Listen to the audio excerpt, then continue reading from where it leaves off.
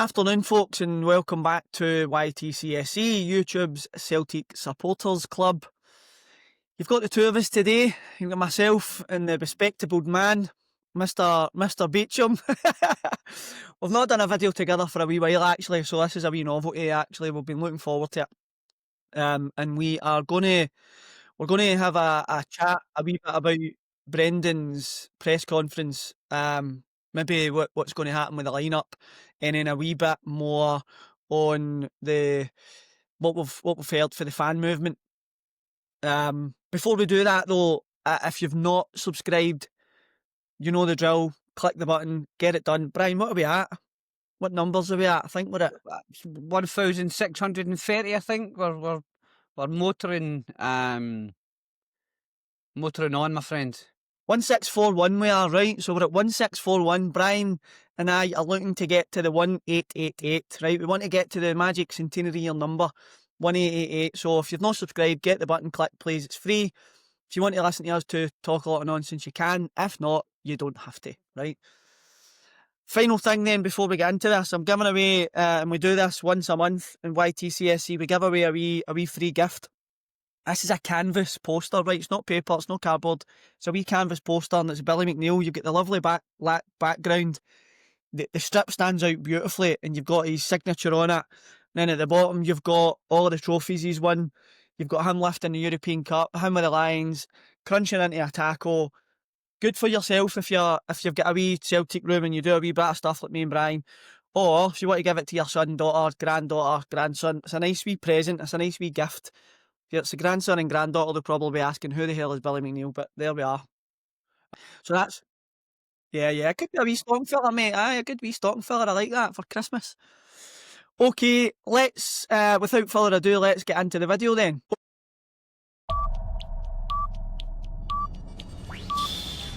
Okay, Brian, mate, nice to get the two of us together, eh?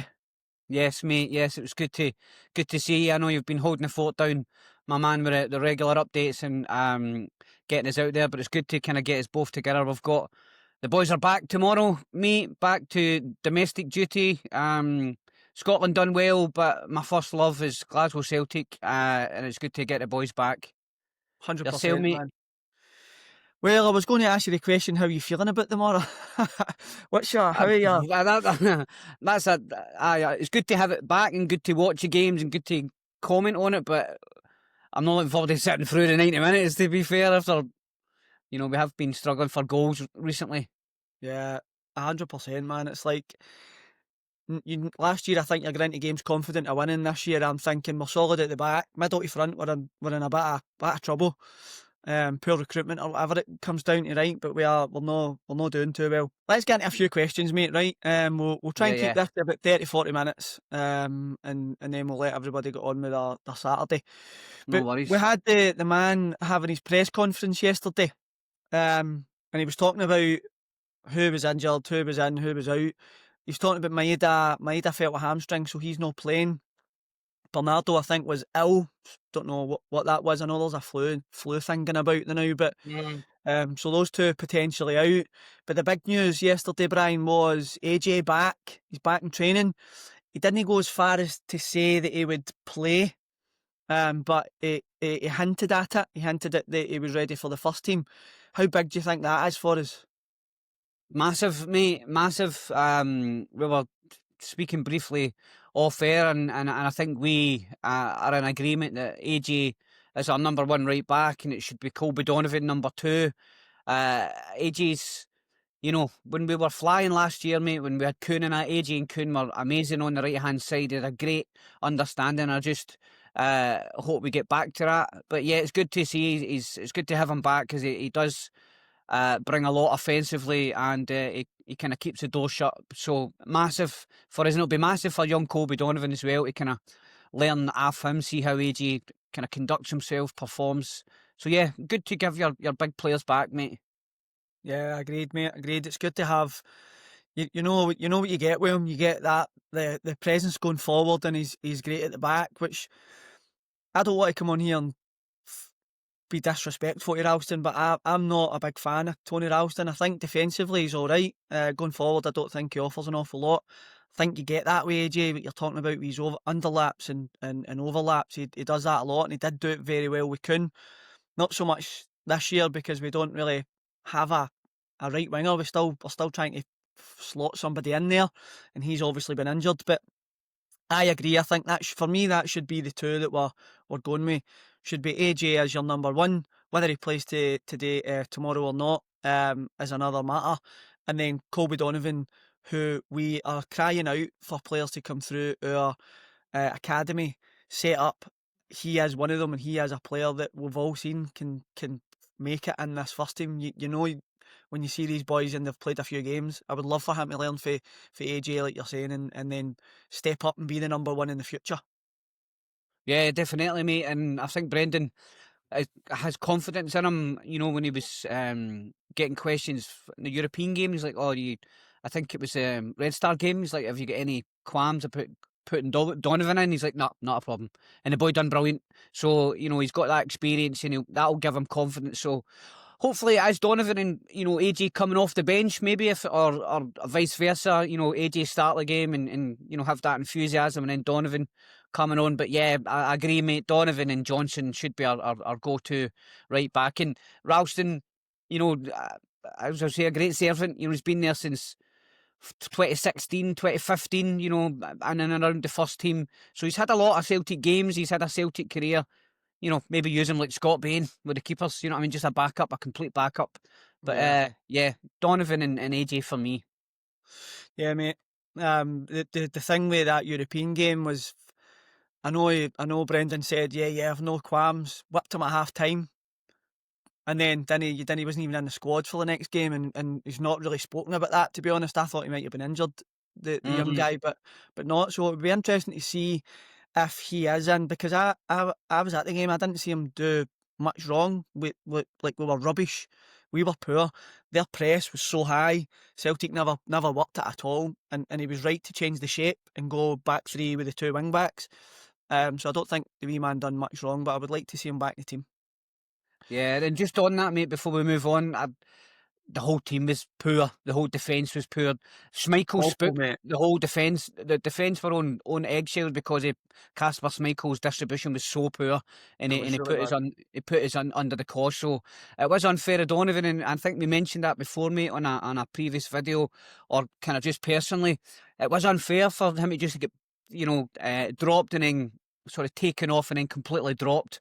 But I think Brendan's decent manager, you know what I mean? I think he'll speak to the boy, and obviously we don't know what he said to him personally, and maybe Donovan's but like, I'm needing a rest, he's sell, but as a young man you wouldn't think that. But yeah, hopefully he's there, he's part of it going forward. Yeah, mate, agreed. We touched on Maeda and Maeda's injury, so he's done a hamstring, right? That gives us another headache, because we have been playing him out right as your right winger, because we know we don't have any right wingers. Yeah, we've got Yang and we've got Forrest, which is ridiculous for a club like ours to only have these two boys, and they're that out of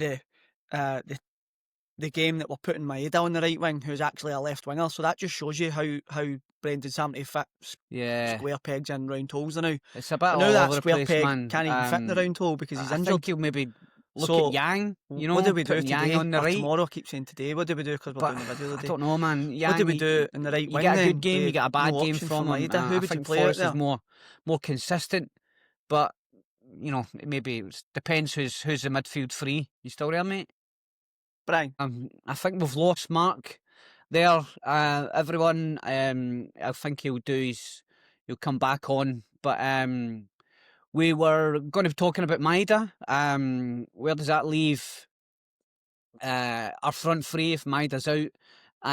Will he bring in Yang, Forrest? Let us know in the comments, guys. What do you think on the right hand side for Celtic now that Maeda's going to be out for a couple of weeks maybe, and be interesting to see how he lines up. Does he go with Yang or does he go with Forrest? All right, boss, you back? Don't know what happened there. I thought your internet had went, and I was like, Must have been mine, mate. So Must did have I, been because mine. you'd went quiet, but I just was mentioning, obviously with Maeda being out, does he go with Forrest as you were touching on? Does he go with Yang? Me personally, Forrest is a great servant. He's more direct. I think he'll go down to the byline quicker, but if it's a low block, you know what I mean? We do, regardless of who you put in there, we do tend to struggle, mate. So do you think you'll go with Yang or Forrest? I would prefer Forrest, mate. I think Yang's tees out, man. He doesn't offer anything on the right hand side. I think Yang is a wee bit effective when he's played in the left and he cuts inside, but he offers nothing on the right. He never, ever, ever takes a man on. He always comes back and he always plays the ball back and inside. And like you're saying, Forrest at least sometimes, well, not recently when he's played, gets the ball down the line and gets crosses in, and that's what we need, I think. So I would like to Yeah. see Forrest play over Yang, if I'm honest.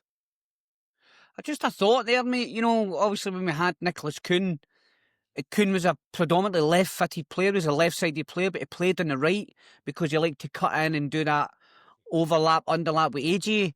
So do you think if we move Teneki out there and get Balikwisha on the left, trying to mix it up a wee bit to try and incorporate both of them? Maybe. I think you said that both of them are, because both of them are right-footed though. So Taneki's is right-footed and so is Balikwisha. So it would be, you wouldn't be it's not going to be like Kuhn cutting in and then being able to shoot. You've got two left wingers that are right-footed.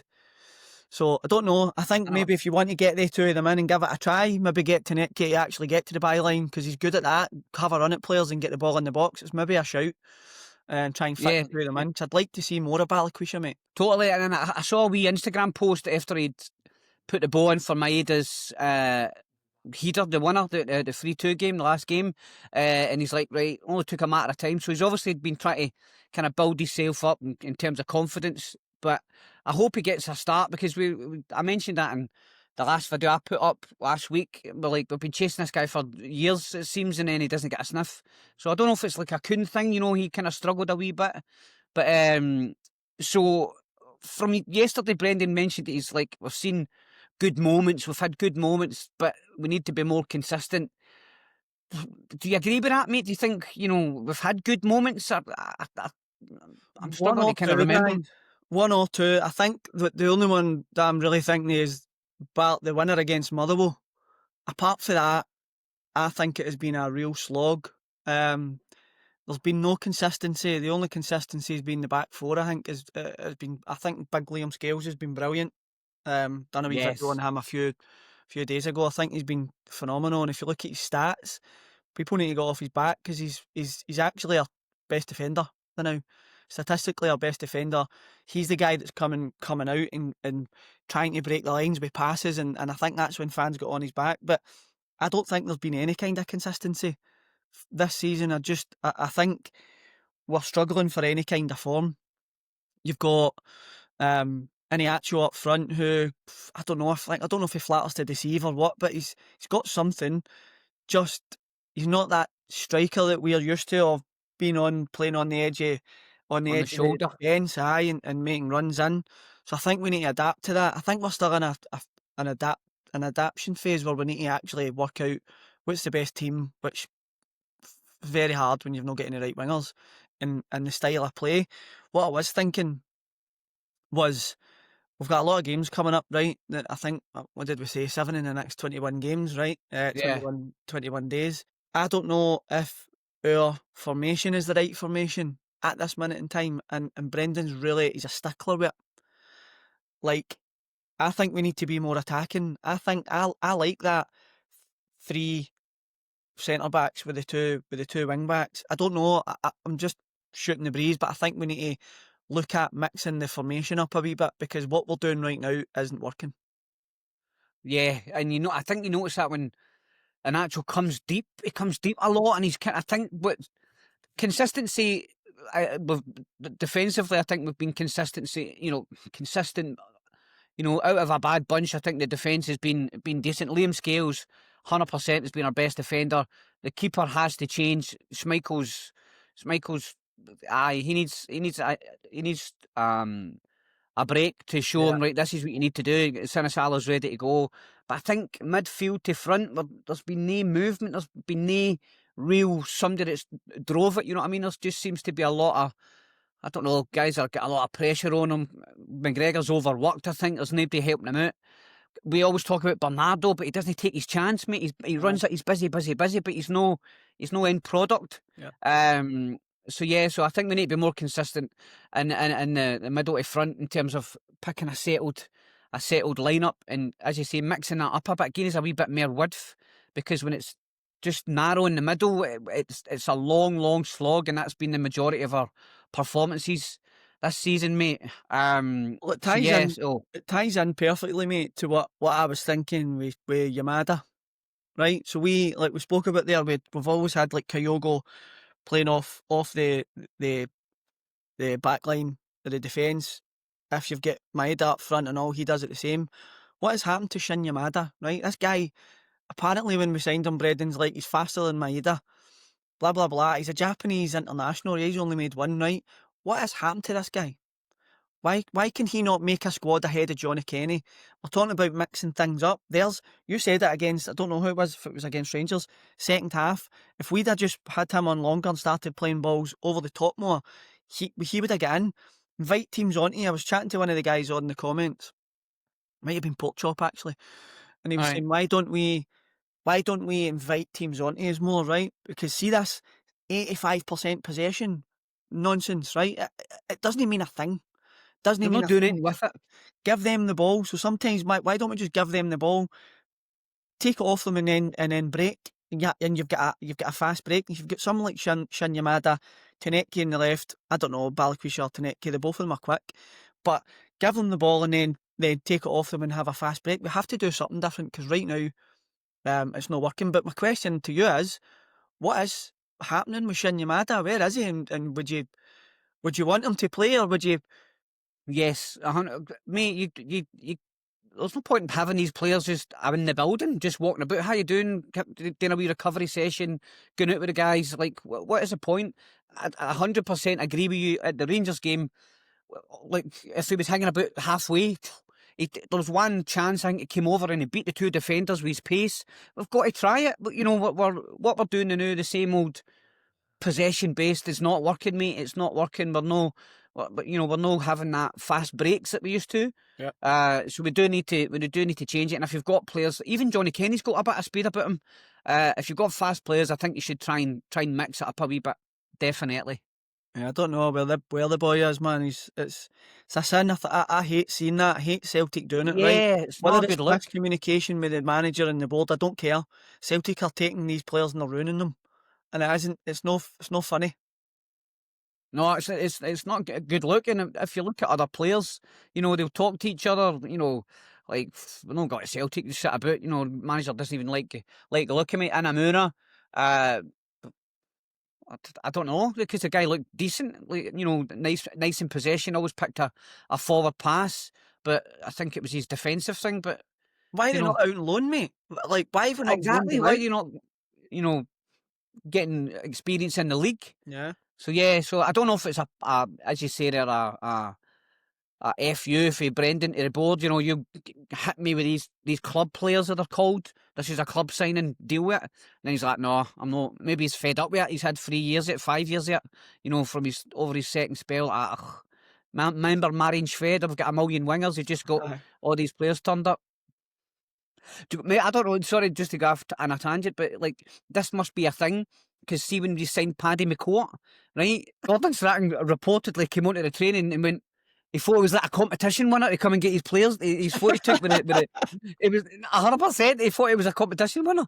And he's like, where's this guy? He's like, oh no, we've signed him for Derry City. He's a Derry Pelly. Strachan thought it was like just in for the team talk, the 40. So yeah, we just get these players. We just get sent these players, mate. So it's a shame. Even Johnny Kenny, where is he? I don't know. Young Callum Osmond. I don't know what's going on. It's quite frustrating. We'll come on to what's happening with the board in 1 second, right? Let's just tie up the game then. So what's your thoughts? Prediction? It's a very tough question, mate. I'm sorry to even put you in the spot with that, but what's your thought? No, I, totally, mate. Totally. I think my honest prediction will be a 1-0 to Celtic or a 2-1 to Celtic. It'll be one of those, like a Kilmarnock game where you're not in each, or you're getting beat 1-0, then you get I think it's going to be that same old thing. Loads of possession, chances, misplaced chances, kind of just at the how it's been pretty much, mate. I think hopefully it's not, but we've not been beat there for 30 odd year or whatever, but we're not playing well at all. Nah. And we've got a lot of games coming up. But yeah, 1-0, 2-1. You know exactly what I'm talking about. Yeah. Dundee will have a bit of joy. Maybe get a goal for a penalty or a set piece, and then we'll struggle to break them down, and we'll maybe get an equaliser 80 minutes and then a winner 95 or something like that. Hope not, man. Hope not. But that's how things are panning out right now. And every game I'm like, right, this is when we lay a marker down, and this is when we turn the corner, and it doesn't happen. Same with Braga. I was like, right, we lay a marker down and we turn the corner. Was very, very, very, very wrong with that one. But I'm hoping for a couple of goals. And maybe we can look at turning that corner again, or just done it again. Totally, man, totally. Keep looking for that corner. I've got the glasses out, looking for the corner, like looking for the Rangers and looking for the corner we're turning. Aye, that's it. Next one. Have we turned the corner yet? Oh no, we've not turned it yet. But yeah, hopefully not, mate. Hopefully we come out different. We've had a chance to work on the training pitch, get a couple of different combinations in midfield. But when you think about it, mate, we've got a finite pool of players, and you get what you get for them. Correct. So, right, mate, I'm going to move on to the big off-field story. Right, I done a video yesterday, and it got quite a lot of attention, and some positive stuff for people who agree, and some negative stuff for people that don't agree, which is totally fine. Some people come across to be, I'm not going to swear, right, but they're quite rude. Do you know what I mean? No need to be rude. If you don't agree with what we're saying, that's totally fine, man. This is why we've got personal about it. Yeah, why we've got this channel here. Where we invite everybody's comments. Yeah, mate. Yeah. Even a Rangers fan was polite about it, and then we've got 3 or 4 Celtic fans on giving it that, right? Don't need to. Just tell me that you don't agree, why you don't agree, and what you think you would do better, which is fine. But we've got the big Not Another Penny campaign, right? I am fully behind it. I've said for weeks, it is one way that we should be pushing the board, is stop buying the merchandise and let Adidas go to Celtic and say, what on earth's happening here? Because they're not listening to the fans, right? The fans went and sat down with the Celtic board, and before anybody else says it, I'm not speaking for all Celtic fans. I know that some Celtic fans don't agree with it, and that's totally fine. But the board dismissed them out of hand. Actually having the meeting was probably worse than not having the meeting. That's the way I see it. But we've got this now, Not Another Penny campaign. What do you think of it? I support it 100%. I think because they've tried dialogue, they've tried sitting down with the board, they've tried to find common ground, and from the board it's just been no, everything's fine. The questions asked in the open letter ignored. The one they had with Michael Nicholson and Chris Mackay as part of the fans collective. Apparently they were asking Michael Nicholson, he's like, I don't know, like shrugged and all that. So these guys are out of touch, and that's the only way, commercially as a CEO, you're judged on the commercial performance of your team. Because let's be honest, they don't care about the football performance. The football performance has dropped off a cliff completely. Tierney in a special jacket, new trainees on it, look amazing. Nah, no chance. Yeah. I back it 100%. I think that's the only way that you make them sit up and take notice. If your sponsors like Adidas and other people come, you going, last quarter's sales dropped. We work in the same sort of business for sale, mate. You get judged on your performance. Like last quarter's numbers are doing. What's that all about? Yeah. And it's them that've got to ask the difficult questions. I'm pretty sure they can't go into a commercial partnership meeting with Adidas and go, I don't know. They need to answer. They'll be wanting answers. You know what I mean? Michael Nicholson, Adidas. What's happening, Nicholson? Don't know. Yeah, I'm the contract guy. I'm just the contracts guy. Don't worry. he's lucked out because I've watched a couple of things with Paul John Dykes for Axom and some I can't remember the guy's name. He's part of the collective, and he was basically saying these guys are they're out of touch. They have no like they feel that they don't need to answer to fans. They're like, you know, whatever. We know what we're doing. So I support it 100%. I think that's the best way, the best course of action. Good. Do you think it'll affect the team? But you know what I mean, in terms of you know these protests and read my mind. I think long term this is going to affect the team, right? We have to be realistic, right? And I was getting pelters from a couple of people in the comments about this will make people lose their job at Celtic Park because you're not buying pies and all that, and I'm like, whatever, right? It's a feeble thing to say, right? So I didn't get into it, but I do think the longer this goes, it can't have a positive impact on the team, right? Let's be honest with it. We as Celtic fans, whether you support this stuff or you don't support it, we want the best for Celtic. So that's undeniable, right? We want the best for Celtic. Some fans are happy to sit and see us be mediocre in a wee tiny league, win that every now and again, and other fans look at the size of Celtic and look at the potential and want us to grow, right? There's two different fan bases, mate. That is clear. I sit in the fence where we are huge. We have got so much potential that we can grow and we can do more. We need to change, though. I think, though, whatever we do and however long it lasts, it will impact a negative impact in the team, right? Because these players know that the fans aren't happy. There'll be protests, there'll be banners, there'll be whatever it is. I do think long term it's going to impact the team, and that's unavoidable. But long term for Celtic, I think we have to do something. We have to do something. There was a guy on yesterday, I think his nose was in there and he was giving it all this, how it's going to impact the team, blah, blah, blah. And if that's what you want to do, then go and support another. If you're not happy with your team winning in Scotland, go and support another team. So he's presuming to tell Celtic fans to go and support another team, right? So I was just like, whatever. yeah. Thanks for your comments and like try not to be a bellend, know what I mean? But Yeah. I do think it will, mate. Eventually, it'll impact the team. It's not something that can be avoided, in my opinion, though.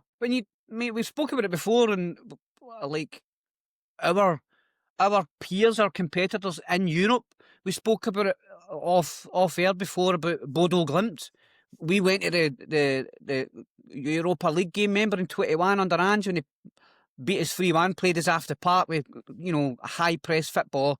They've just went and opened up a new stadium. Alright, it's like 10,000, whatever, but in terms of what they're doing. So these guys are our peers. That's who we're up against in terms of a level. But our board don't show that. So I'm sorry, Mr. Commenter. We're not, you know, going watch another team. No, if you support your team and you spend money, regardless if it's a season ticket or no, or the occasional games and taps and all that, you've got a right to say, this has not been run correctly. Look at other teams. Look at Bruges.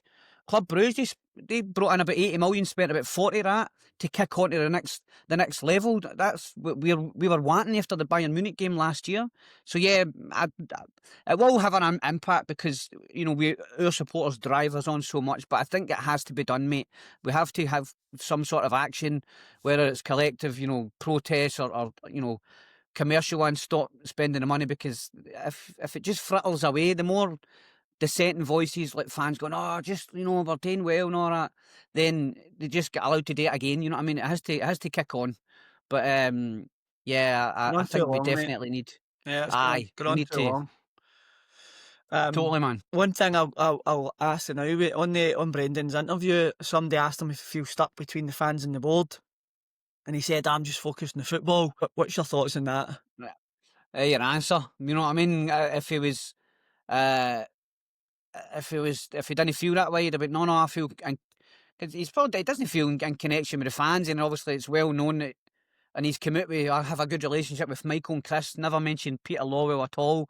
So there's obviously, you know, tension behind the scenes. But I don't know. I think Brendan's just kind of keeping his head down between now and May, because he'll be like, he is off, mate. Right, he is off. That's a very good point. And I think Lawwell will announce his retirement. But I think no matter what we do now, Brendan is gone. Right, and Celtic will then need to go and look at a new manager. and that's a frightful thing at this minute in time when you look at who's out there and what's happening with this club. Who will we bring in that's willing to work under a board like the one that we have? It cannot be somebody. It can't be like I was listening to something the other day. It can't be Kennedy and Maloney, man. That's not. It's not the right time for that to happen. It has to be somebody that comes in with a bit of experience and somebody who's got a bit of backbone. I would love.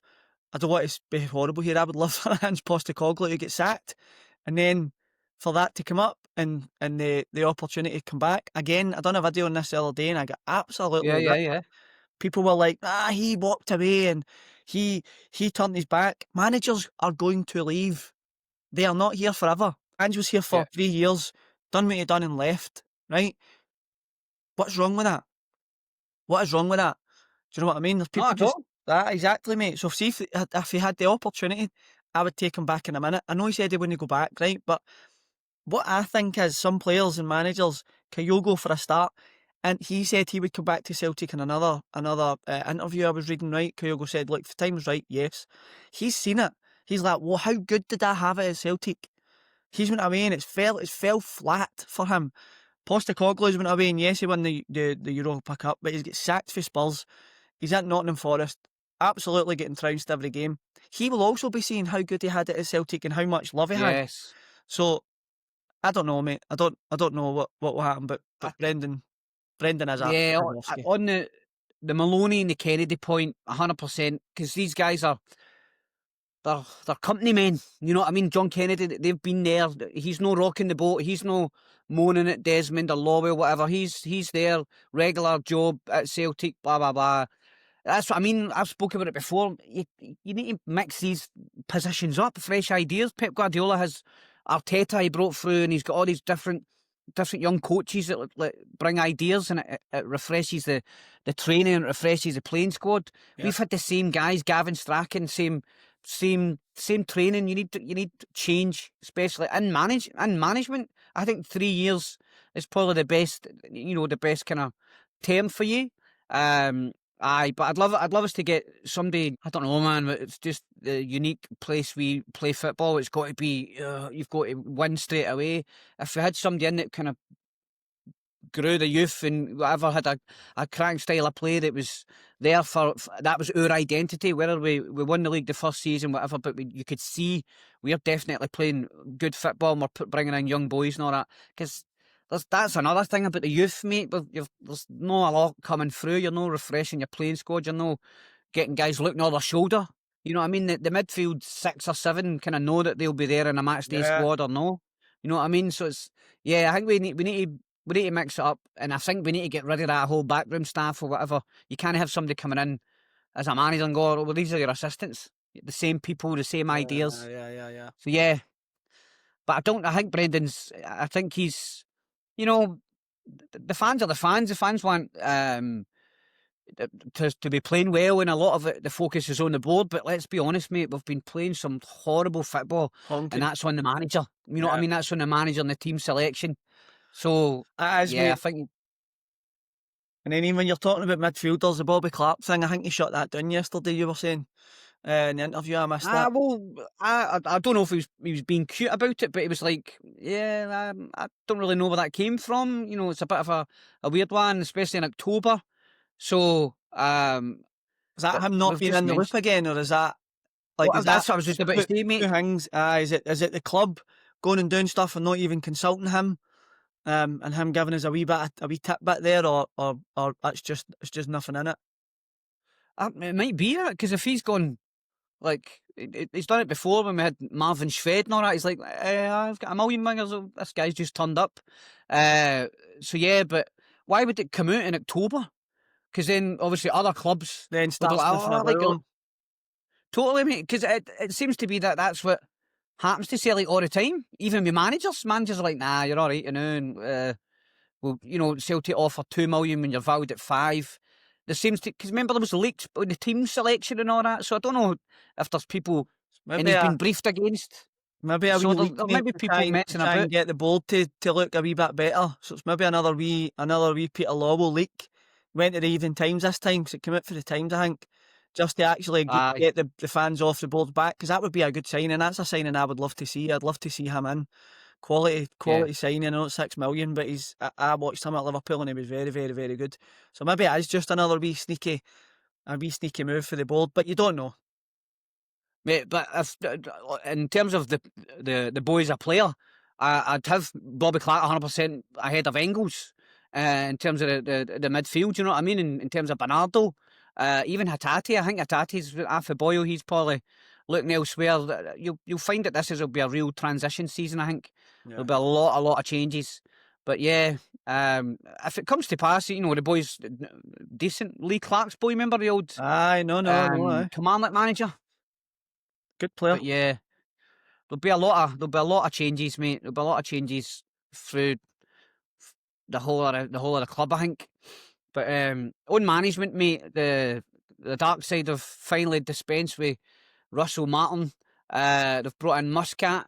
I think he played in the treble winning season under McLeish, right? But he had like 20 games or whatever. But this is the third time that they've been sniffing about him, and it looks like he's coming to Rangers, but I don't think he's moving until the end of the Chinese season, whatever. So it'll be a few weeks.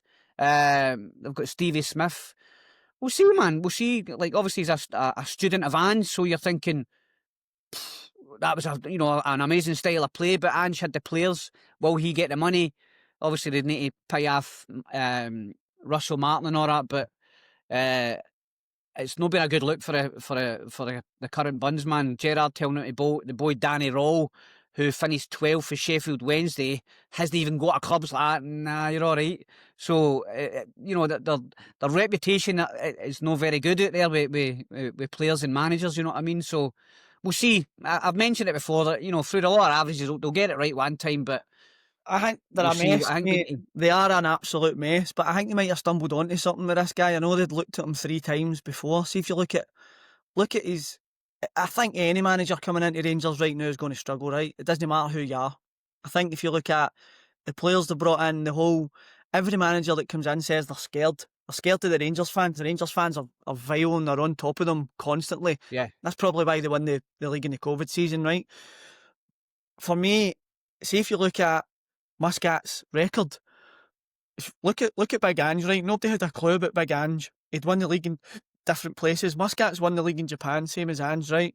He's won the league in Australia, same as Ange. He's went to China and won the league. That's 3 different countries, right? With some people that don't even speak English, and he's won the league with new teams coming in. He's went in and done it. So he's a proven winner, as in what he can do. But coming to Rangers is a different ball game for me. Yeah. I think they might have stumbled on to a decent manager who can. He's proven that he can go and win, but can he do it at the Poison Chalice is the question for me. That's the big thing, because obviously, in even just what you're saying about he's won the league, he's went in there with 3 new sets of players and had to put a style of play and get everybody working together. So he's done that. So that's a good skill as a manager. I seen an interview with Brendan Rodgers. I think it was on BBC Sport, and he was like, "You go to even some of the bigger English teams, there's nowhere near the pressure it is of managing Celtic. It'll be the same for Rangers." So yes, what would help Kevin Muscat is a fast start. If he wins a couple of games, and then that gives a wee bit of momentum and stuff. But it's whether he comes in looking to play with Ange, but if he's got the players to do that, you know what I mean? Has he got the kind of fast break? They have young, fast players, but it's a mentality thing for them that they're, it's been levied against him for a long time. Poor Tav, he's a proven loser on it. Poor Tav's the only guy that's been there kind of digging him out any difficult situations with a free kick or a penalty. So, but it'd be interesting to see. But yeah, I think we've got bigger fish to fry, internally where we are. But we see, the semi-final will be the ultimate test, mate. If they bring in Muscat and he comes in after a week or 2, and then they come up against us, we'll see how they go. But see how that goes. Yeah. Right, dude. I'm at my end of my time here, so if it's okay, we can wrap up. We've had a wee chat about Rodgers. his latest interview. Not a problem. Plenty to think about there. We've got injuries, we've got poor form, we've got fan unrest. We've got a huge run of games coming up. Sunday at Thames will be another big test. We've got a long unbeaten record there. Can we hold on to that? I'm hoping we can. We'll soon find out, and we'll soon find out, mate, what squad looks like and who plays where. I think Brendan's head must be bursting at the minute, trying to get the right team. Any final words, mate? I was just going to ask you before you go, mate. I said 1-0, 2-1, scrappy, usual game. What about yourself? I'll take a Got win, a score mate. prediction? Any kind of win. I honestly, man, I'll take a win. A 1-0. Yeah. Anything. I don't care. I would really like us to. I'm going to get him again. We're looking for that corner. I really would like us to turn that corner and do something nice and do it and battle them, but I can't see it. Yeah. Aye. Mate, final thoughts just well hopefully we kick on and get a good performance.